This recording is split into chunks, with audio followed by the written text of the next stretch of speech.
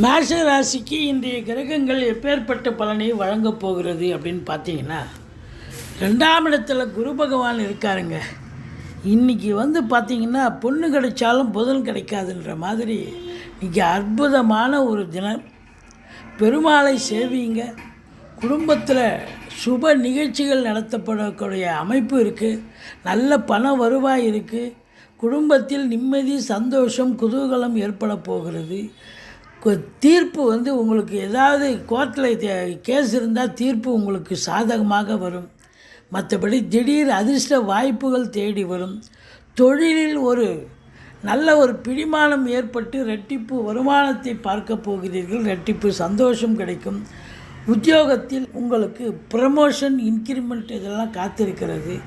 ஒரு சிலருக்கு இடமாற்றங்கள் வசதியாக அமையக்கூடிய நிலை இருக்குது. வெளிநாடு போக விரும்பும் அன்பர்கள்